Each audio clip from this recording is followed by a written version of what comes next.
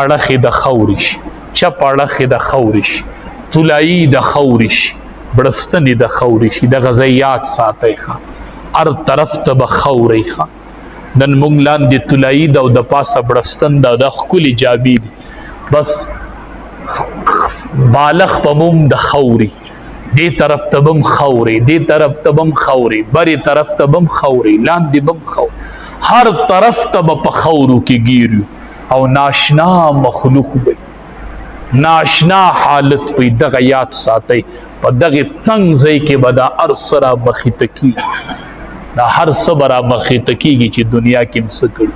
نو دغه ځای کې بنده ته 3 څیزه رسي. یو صدقه جاریه چې چرته په ژوند دې صدقه کړي، کوی دې که نستی دی چرته چې ته مړی او مارغان تېنه اوبه څکي او زناور تېنه اوبه څکي او انسانان تېنه اوبه څکي او خلق ته اودسونه کوي، کړی دی؟ جومات ته جوړ کړی چې ته مړی او خلق پې سجدې پکې لګي او خلق پکې منځونه کوي، کړی دی؟ نه. جنازګاه دې جوړه کړې ده؟ نه. لار دې جوړه کړې ده؟ یتیم خانه دې جوړه کړې ده؟ سفر دې جوړ کړی و چېرته د اوبو یو مټکۍ دې لګولې ده چې نن هغه جاري ده؟ د سوري یو ځای دې جوړ کړی دی چې خلق راشي او سوري ته پکې ناست؟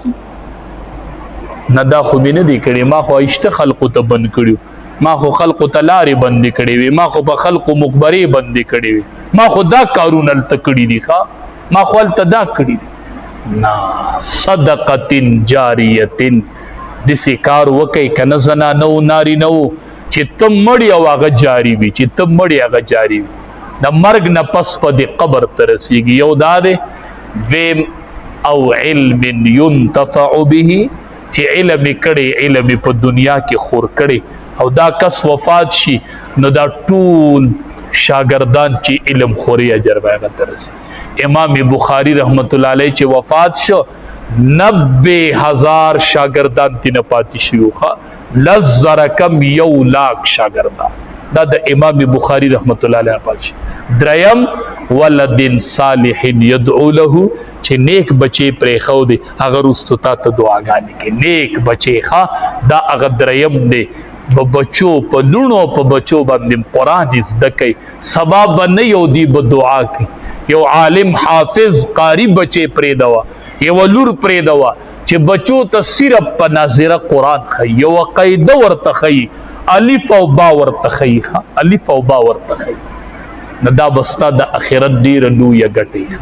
مونږ داسې جنازې ولیدلې چې قبر سر تم حافظ قرآن ولاړ دی، خپو تم حافظ قرآن ولاړ دی او په منځ کې د مور قبر دی ښه